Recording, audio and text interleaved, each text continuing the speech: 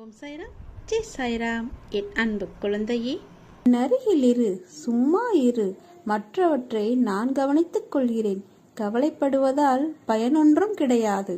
யாருக்கு எதை நன்மை அளிக்குமோ அதற்கு ஏற்றவாறே நான் கொடுப்பேன். கொடுக்கப்பட்டது எதுவாக இருந்தாலும் அது நான் அளித்ததே என்பதை நீங்கள் அறிந்தால் என்னை அறிந்து கொண்டவரே ஆவர்.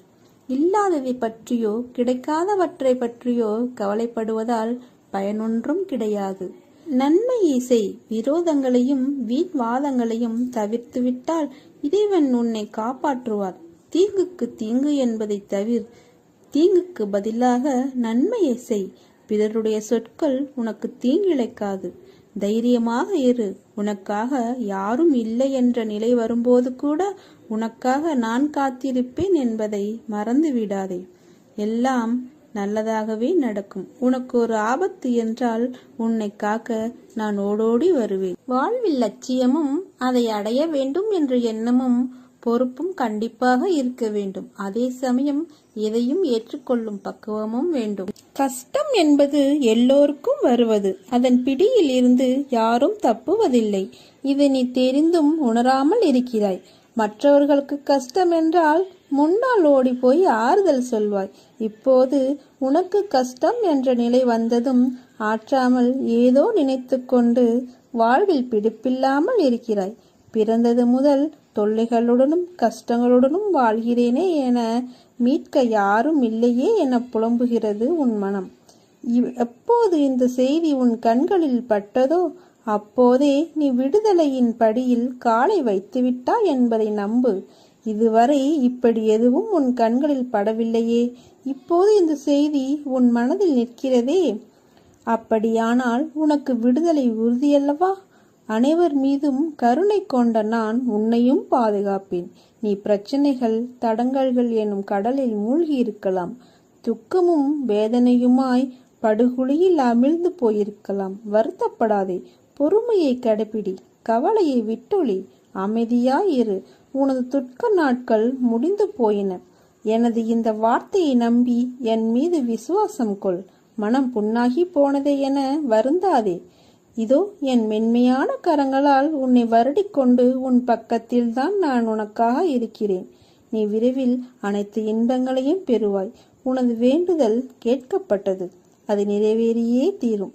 உன் வாழ்க்கையில் உனக்கான பாதையை உன் கண்முன் காண்பித்து விட்டேன். உன் வாழ்க்கையில் இனிமேல் நடக்கப் போகும் மாற்றங்களும் அற்புதங்களும் அதிசயங்களும் ஏராளம். உன் மனதை அதற்கு தயாராக வைத்துக்கொள். நன்றாக உழைத்து முன்னேறு. மற்றவர்களின் கஷ்டங்களை புரிந்து கொள். வாழ்க்கையில் நிதானத்தை கடைபிடி. அது உன் வாழ்க்கைக்கான பொக்கிஷம். நீ வேறு எதையும் யோசித்து குழம்பிக் கொள்ளாதே. நான் இருக்கிறேன். நான் உன் இதயத்தில் இருந்து உனக்கான அனைத்து வினாவிற்கும் விடையளிப்பேன். இன்று அதை உணர்ந்தாய். காற்றில் ஈரத்தன்மை இருந்தால் அடிக்கின்ற காற்று நமக்கு சுகமான தென்றலாய் தெரியும். அதை போலவித்தான் உன் வாழ்க்கையில் நிம்மதி இருந்தால்தான் அதை அழகான உயிரோட்டமுள்ள வாழ்க்கைக்கு அர்த்தம். அப்படி இருக்கையில் தென்றலை நீ உணர வேண்டும். நீ அப்படி உணர்ந்தால்தான் நிம்மதி என்னும் தென்றல் உன் வாழ்க்கையில் வசந்தமான சுகத்தை கொடுக்கும். அதை உணர்வதற்கு நீ முதலில் பொறுமையும் சகிப்புத்தன்மையும், அடுத்தது நம்பிக்கையும் நேர்மையும், அடுத்தது வைராக்கியம். வைராக்கியத்தை ஏற்படுத்துவது மேலே சொன்ன 4 விஷயங்கள். அதுதான் உன் இலக்கை நோக்கி உன்னை அழைத்து செல்லும். இவைகளை நீ கடைபிடித்து நடந்தால் உன் வாழ்க்கை செம்மையாகவும் அந்த பாதையில் உனக்கான வழியாய் நான் இருப்பேன். கவலை கொள்ளாதே. எந்த ஒரு சூழ்நிலையிலும் கவலை கொள்ளாதே. பயப்படாதே. அப்படிப்பட்ட நிலையில் நீ என்னை மனதார நினைத்தால் மறுகணமே நான் உன்னுள் இருப்பேன். உனக்கு அதை தாங்கும் வலிமையையும் பிரச்சனைகளை எதிர்கொள்ளும் தைரியமும் உன்னுள் இருக்கும் நானே அளிக்கிறேன். எனது பக்தனின் வாழ்வில் நடக்கும் எந்த ஒரு செயலும் எனது அனுமதியின்றி நடக்காது. அவனது வாழ்வில் என்ன நடந்தாலும் அவனது நன்மைக்காக மட்டுமே நான் நடத்துகிறேன் என்பதை முழுமையாக நம்புவான். அவன் வாழ்வில் அனுபவிக்கும் ஒவ்வொரு சுகங்களும் எனது ஆசீர்வாதத்தால் அளிக்கப்பட்டது. தாய் எப்படி தன் குழந்தைகளுக்கு ஒவ்வொன்றையும் பார்த்து பார்த்து செய்வாளோ அதை போன்று நம்ம சாய் பக்தர்களாகிய நாம் எதற்கும் பயப்பட வேண்டாம். கவலை வேண்டாம். அவரையே முழுமையாக நம்புவோம்.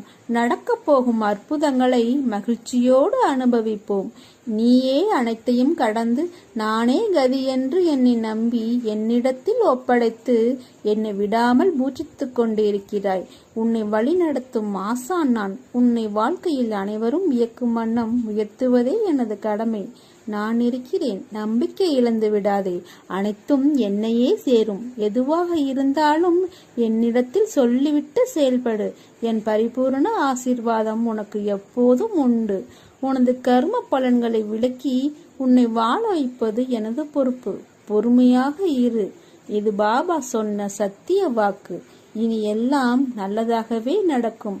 கவலைகளை மறந்து என் மடியில் வந்து அமர்ந்து கொள்வாய் என் குழந்தையே. மற்றவற்றை நான் பார்த்து கொள்கிறேன். காற்றுக்கு அளவுகோல் தெரியாது. பாய்ந்து சுழன்று வரும் அலையான நீருக்கு அளவு இல்லை. சுடர்கொண்டு எரியும் நெருப்புக்கு அளவை எட்ட முடியாது. பரந்த ஆகாயத்திற்கு எல்லை என்ற அளவுகோல் இல்லை. நீளம் என்ற பரந்த பூமிக்கு ஆழங்களின் அளவுகோல் இல்லை. நீ போகும் தூரத்திற்கும் கடக்கும் பாதைக்கும் உன் அனுபவங்களுக்கும் அளவுகோல் உண்டா? இவற்றுக்கே இல்லை என்ற போது உன் வெற்றியை மட்டும் உனக்கு அளவுகோல் வைத்தா கொடுப்பேன்? உனக்கான எல்லாம் தக்க சமயத்தில் கொடுத்து வாழ வைப்பேன். உன்னுடைய பாதைகள் தெளிவாகும் காலம் வந்துவிட்டது. பனிகள் படர்ந்து இருள் சூழ்ந்த கஷ்டங்கள் எல்லாம் விலகி போகும். உன் மனம் நொந்து போன விஷயங்கள் எல்லாம் இப்போது உன் மனம் மகிழ்ச்சி அடையும் அளவிற்கு இனிமேல் நிகழும்.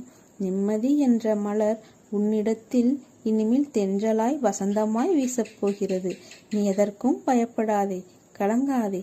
உன்னில் வெற்றி என்ற தீபத்தை நான் ஏற்றுவேன். அகிலத்தின் ரூபமாய் நான் இருப்பேன். உன் வாழ்வில் மலர்கள் பூக்கப் போகிறது. சோலைகளாய் மாறப்போகும் உன் மனம் இவற்றை உன்னுடன் அமர்ந்து காண நான் விரும்புகிறேன். சில பிள்ளைகளை வர வைப்பேன். சில பிள்ளைகளை பார்க்க நான் உன் சாய்தேவா வருவேன். அப்படி நான் பார்க்க வரும் என் பிள்ளை நீ என்றைக்கும் நன்றாக இருப்பாய்.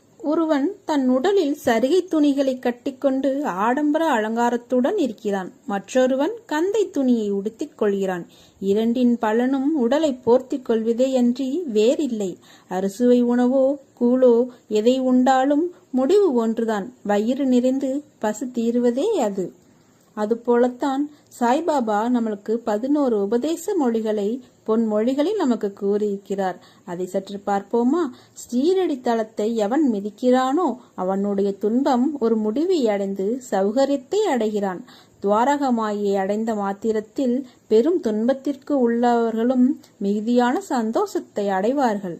இவ்வுலகை விட்ட பிறகும் சர்வ சக்தியுடன் வேலை செய்வேன். என்னுடைய சமாதி என் பக்தர்களுக்கு அநேக ஆசீர்வாதங்களையும் புத்திமதிகளையும் கொடுக்கும். என்னுடைய பூத உடல் என் சமாதியிலிருந்தே பேசும். என்னுடைய சமாதியிலிருந்து கொண்டே நான் மிகவும் சுறுசுறுப்பாகவும் தீவிரமாகவும் இருப்பேன். என்னிடம் வருபவர்களுக்கும் என்னை தஞ்சம் அடைபவர்களுக்கும் என் உபதேசத்திற்காக என்னிடம் தீவிர நம்பிக்கை உள்ளவர்களுக்கும் நான் எப்பொழுதும் உயிருடன் இருப்பேன். நீ என்னை அடைந்தால் நான் உன்னை கடாட்சிக்கிறேன். நீ என் பேரில் உன் பளுவை சுமத்தினால் நான் நிச்சயமாக அதை தாங்குவேன்.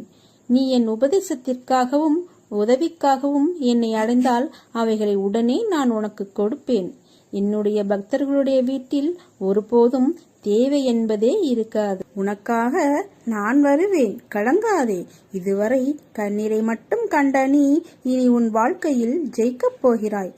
பக்தர் எங்கே சென்றாலும் எவ்விடத்தில் இருந்தாலும் சாயி அவருக்கு முன்னமையே அங்கு சென்று சற்றும் எதிர்பாராத வகையில் தரிசனம் அளிக்கிறார். எல்லாம் சரியாகிவிடும், எதற்கும் அஞ்சாதே. உன்னோடும் உன் குடும்பத்தோடும் நான் என்ற உன் சாய்தேவா இருக்கிறேன். நிச்சயமாக நல்ல ஆரோக்கியத்துடனும் எல்லா செல்வ வளங்களையும் பெற்று நல்ல பெயருடன் மகிழ்ச்சியான வாழ்க்கையை பெறுவாய். உனக்கு ஜெயம் தரும் சாயப்பா சொல்கிறேன். என்னிடத்தில் எப்போதும் நம்பிக்கையும் பொறுமையும் கொண்டிருங்கள். குருவான நான் உங்களிடமிருந்து வேறு எதையும் ஒருபோதும் எதிர்பார்க்கவில்லை. நான் உங்களை ஒருபோதும் புறக்கணிக்கவும் இல்லை. எப்போதும் உங்களை பாதுகாப்பேன். நான் உங்களுடனே தங்கி வாழ்கிறேன். ஒரு சில சமயம் உங்களை பிரிந்து இருப்பேன். எனினும் என்னுடைய அன்புடைமைக்கு தேவையோ அன்பின்மையையோ நான் காட்டுவதில்லை. தாய் ஆமையானது தனது இளம் குட்டிகள் தன் அருகில் இருப்பினும், தன்னை விட்டு நீங்கி ஆற்றின் அக்கறையில் இருப்பினும் தனது அன்பு பார்வையில் பேணி வளர்ப்பதைப் போன்றே அதே விதமாக நானும் உங்களை என் கண்ணோட்டத்திலே எப்போதும் பேணி பாதுகாப்பேன். எல்லாவற்றையும் நானே பார்த்து கொள்கிறேன். எதற்காகவும் கலங்காதே. உன்னோடும் உன் குடும்பத்தோடும் சாய் தேவா நான் இருக்கிறேன். நல்லதே நடக்கும். நல்லது மட்டுமே நடக்கும். எப்போதும் நல்லதே நடக்கும். ஆன என் துணை என்றும் உண்டு. உன்னை நிச்சயம் நல்வழிப்படுத்துவேன். உனக்கான வழிகள் எல்லாம் வெற்றியாய் இருக்கும். அதற்கு நான் பொறுப்பு. என் பரிபூர்ண அருளும் ஆசிர்வாதங்களும் அன்பும் எப்போதும் உனக்கு அருள்வேன். மகிழ்ச்சியுடன் கூடிய நல்ல வாழ்க்கையை வாழ்வாய். உன் மனக்குழப்பங்கள் அனைத்தும் மன மகிழ்ச்சியாக நான் மாற்றித் தருகிறேன். என்னை நம்பி வாழும் உனக்கு நல்லதே நடக்கும். உன் வாழ்க்கையில் நீ எங்கும் எதையும் தேடி செல்ல வேண்டாம். உனக்கான அனைத்தும் நிறைந்த விஷயங்களாய் நான் இருக்கிறேன். மற்றவர்களை நம்பி வாழ்வது சுயமரியாதை இல்லை என்று நினைக்கும் போது என் குழந்தை என்னிடம் மட்டும் உரிமையாக கேட்பதை பார்த்து ஆனந்தம் கொள்கிறேன். என் குழந்தைக்கு என்ன தேவை என்பதை நான் பார்த்து பார்த்து அள்ளி கொடுத்து வாழ வைப்பேன். சாயப்பா, எனக்கு பிறர் உலக பொருட்கள் மீது எனக்கு கவனம் வேண்டாம். நான் உங்களை எண்ணி வாழ வேண்டும் என்று நினைக்கும் என் பிள்ளையை என் உயிராய் நான் தாங்குவேன். உன்னை உனக்கான நிழலில் வாழ வைப்பேன். உனக்கான சாம்ராஜ்யத்தை உருவாக்குவேன். அனைத்தும் உன் வாழ்வில் மிக விரைவில் கிடைக்கப் போகிறது. நீ வானத்தில் மின்னும் நட்சத்திரமாய் ஜொலிக்கப் போகிறாய். உன் சிரிப்பில் என் சந்தோஷம் இருக்கிறது. உனக்கான வானமாய் நான் உன்னிடத்திலும் உன் வாழ்க்கையிலும் நான் எங்கும் உன்னை சூழ்ந்து இருப்பேன். உன்னை உன் வாழ்வில் ஜொலிக்க வைப்பேன். நீதான் என் உயிர். உன் அன்பில்தான் என் நிம்மதியும் இருக்கிறது. உன்னை என் கண்ணாய் உயிராய் நான் காப்பேன். நீ என் பரிபூரண அருளும் ஆசீர்வாதமும் அன்பும் பெற்ற என் பிள்ளை. உன்னை விட்டு நான் விலகுவதும் இல்லை. உன்னை விலகி போகும்படி நான் சொல்வதும் இல்லை. நிச்சயமாக எல்லா செல்வ வளங்களையும் பெற்று சீரும் சிறப்புமாய் நல்ல பெயருடன் மகிழ்ச்சியான வாழ்க்கையை பெறுவாய். அன்பு குழந்தையே, மரங்கள் வளர்ந்து இலைகளால், காய்களால், கனிகளால், பூக்களால் இருக்கும் மரத்தை ரசிக்க யாருக்குத்தான் பிடிக்காமல் இருக்கும்? ஆனால் அந்த நிலை வருவதற்குள் அந்த மரம் படும் பாடு தன்னையும் காத்து, தன்னை நம்பி நிழல் தேடி வரும் அனைவரையும் காத்து, தன்மேல் அடைக்கலமாய் தங்குவதற்கு வரும் உயிரினங்களையும் காத்து மிகப்பெரிய நிலைகளை கடந்து வருகிறது. அப்படி இருக்கையில் மனிதன் தன் நிலையில் வெற்றிகரமாய் நின்றிட எதிர்கொள்ள வேண்டியதும் கடினமாகத்தான் இருக்கும். சோதனையை தாங்கி நகர்ந்து வரும் அந்த சிறிது நேர போராட்டம்தான் உன்னை எப்படி என்று உனக்கே தீர்மானித்து காட்டும். ஒரு தாய் தன் பிரசவ வலியின் போராட்டத்தை தாங்கிய அந்த நிமிடங்களுக்கு பிறகு தன் உயிருக்கு மேலான குழந்தையை ஈன்றெடுக்கிறாள். தந்தை எத்தனையோ போராட்டங்கள் தன் குடும்பத்தை தாங்குவதற்கு இதை போல ஒவ்வொரு கட்டத்திலும் போராட்டம் இருக்கத்தான் செய்யும். அப்பா, அப்படியென்றால் வாழ்க்கை என்றாலே போராட்டம்தானா என்றால் இல்லை. ஆனால் வாழ்க்கை என்றும் ஒரு கோட்டில் செல்லாது. அதை அடுத்த கட்டத்திற்கு எடுத்து செல்லும் நிலை பெரிது. அதற்கான சூழல் மாறுபடும். அதுதான் போராட்டமான நேரம். போராட்டங்களில்தான் வாழ்க்கையை வாழ கற்றுக் கொடுக்கும். அதைதான் உன் சாயப்பா போதித்து வருகிறேன். உன்னிடத்தில் வெற்றி பெறுவாய். இந்த போராட்டம் வெற்றியடைந்தால் அடுத்த போராட்டம் இல்லையா என்றுதானே உன் கேள்வி. உன்னுடைய வாழ்க்கை அடுத்த கட்டத்திற்கு எப்பொழுதெல்லாம் செல்கிறதோ அப்போது போராட்டம் தொடரும்.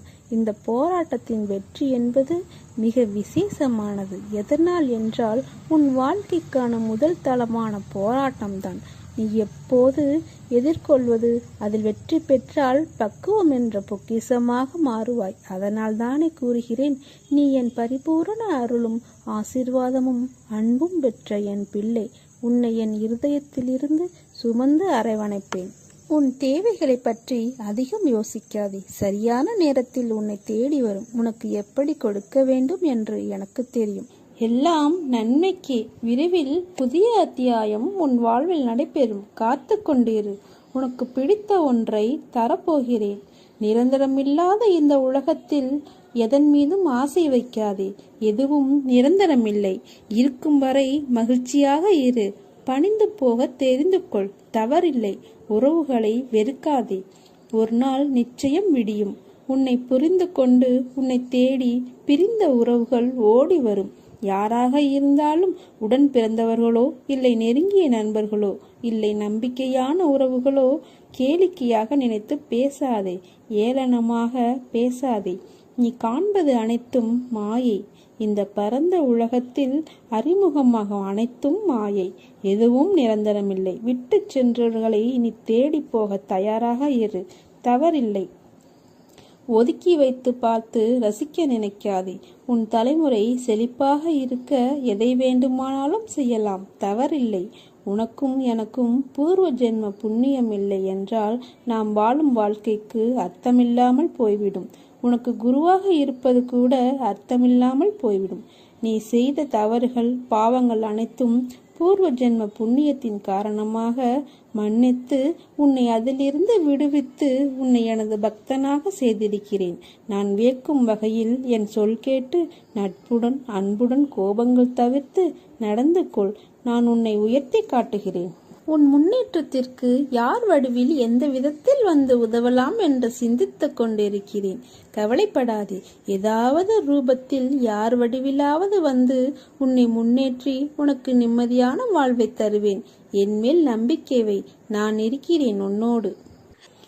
நீ புத்திசாலியாக இருந்து உன் குடும்பத்தை கட்டி எழுப்பு. உன்னால் மட்டுமே குடும்பத்தில் இழந்து போன அனைத்தையும் மீட்க முடியும். வீட்டிற்குள் உட்கார்ந்து வீணாக காலத்தை முடக்காமல் உன் குடும்பத்தை எப்படியெல்லாம் மீட்கலாம் என திட்டமிடு. பிறர் உன்னை கேலி பேசுகிறார்கள், குறை கூறுகிறார்கள், அவமரியாதையாக பார்க்கிறார்கள் என்றெல்லாம் கவலைப்படாதே. அவர்களுக்கெல்லாம் உன் வளர்ச்சி பிடிக்காமல் மீண்டு வந்து விடுவாய் என்ற பயத்தில் புலம்புகிறார்கள். அவர்களுக்கெல்லாம் ஒரு புன் சிரிப்பை தவிர வேறு எதையும் காட்டாதே. இழப்பிலிருந்து படிப்பை கற்றுக்கொள். எழுந்து காலூன்றி நில். உன்னால் முடியும். உன்னால் மட்டுமே முடியும். நிச்சயமாக சறுக்கலிலிருந்து மீண்டும் நீ சாதிக்கப் போகிறாய். உன்னை இழந்தவர்களும் கைவிட்டவர்களும் கதவை சாத்தி கொண்டு போனவர்களும் உன்னை பார்த்து பிரமிக்கப் போகிறார்கள். அதுவரை நான் சிறிதும் அயராது உனக்காக உழைக்கப் போகிறேன். நீ எதிர்பார்த்த நிம்மதியான மகிழ்ச்சியான வாழ்க்கையை பெறுவாய். தைரியமாக நம்பிக்கையோடு செயல்படு. நீ என் பரிபூர்ண அருளும் ஆசீர்வாதமும் அன்பும் பெற்ற என் செல்ல குழந்தை. நீ எதற்கும் பயப்படாதே. உன்னோடும் உன் குடும்பத்தோடும் சாய்தேவா நான் இருக்கிறேன் என்ற அகந்தையோடு செல். நான் இருக்கிறேன். உன்னை கைவிட மாட்டேன். எல்லாம் ஜெயமாகவே நடக்கும். மற்றவர்களுக்கு நல் எண்ணத்தோடு நன்மைகள் செய்தாலும் உன்னை எல்லோரும் சுயநலவாதி, சந்தர்ப்பவாதி என்று கூறுகிறார்கள். உன்னை சுற்றி உள்ளவர்கள்தான் சுயநலத்திற்காக உன்னிடம் பழகுகிறார்கள். தவறு செய்பவர்கள் அவர்கள், ஆனால் பழி உனக்கு என வருந்துகிறாய். கவலை கொள்ளாதே, வருந்தாதே. சுயநலம் கொண்டவர்கள் என்று யாரையும் குறிப்பிட்டு கூற முடியாது. ஏனென்றால் இன்று நன்மையாக உனக்கு தெரியும் அவர்களின் செயல்கள் நாளை தவறாக தெரியும். அதற்காக அவர்களின் செயல்களையும் நம்பிக்கை துரோகத்தையும் நான் சரி என்று கூறவில்லை. இங்கு வாழும் எல்லோருக்கும் ஏதாவது ஒரு எதிர்பார்ப்பு இருந்து கொண்டேதான் இருக்கிறது. அதை மனதில் நினைத்து கொண்டு செயல்களை செய்வதால் மற்றவர்களுக்கு அச்செயல்கள் மன உளைச்சலையும் வருத்தத்தையும் தருகிறது. சுயநலவாதிகளாக இருப்பவர்களை விட அவர்களை தவிர மற்றவர்கள் யாருக்கும் நல்லது நடக்கக்கூடாது என்று நினைத்து செயல்படுவர்களே மோசமானவர்கள். இவ்வுலகில் வாழ்பவர்கள் எல்லோருடைய உயர்வும் மேன்மையும் வீழ்ச்சியும் மாட்சியும் அவர்களுடைய வார்த்தைகளிலும் செயல்களிலும் தான் குடியிருக்கின்றது. அதை வைத்துத்தான் நீ அவர்களிடம் நட்பு கொள்வதா வேண்டாமா என்று முடிவெடுக்க வேண்டும். உனக்கு நம்பிக்கை துரோகம் இழைத்தவர்களை பற்றி நீ கவலைப்படாதே. இவ்வுலகில் என்றுமே நேர்மையாகவும் உண்மையாகவும் வாழ்பவர்களுக்கு தீங்கு விளைவிக்கும் வகையில் செயல்படுபவர்களின் வினை பெரியது. அவர்கள் நிச்சயம் அதற்குரிய பலன்களை அனுபவிப்பார்கள். இதை உனக்கும் பொருந்தும். எனவேதான் எதை பேசுவதற்கு முன்பும் ஒரு முறை பலமுறை யோசித்து செயல்படு. எதை கொட்டினாலும் அள்ளிவிடலாம், வார்த்தையை கொட்டினால் அள்ள முடியாது, அதை திரும்ப பெறவும் முடியாது. எதற்கும் அஞ்சாதே. உன்னோடும் உன் குடும்பத்தோடும் நான் இருக்கிறேன். உனக்கு எல்லா சூழ்நிலைகளிலும் நான் துணை இருப்பேன்.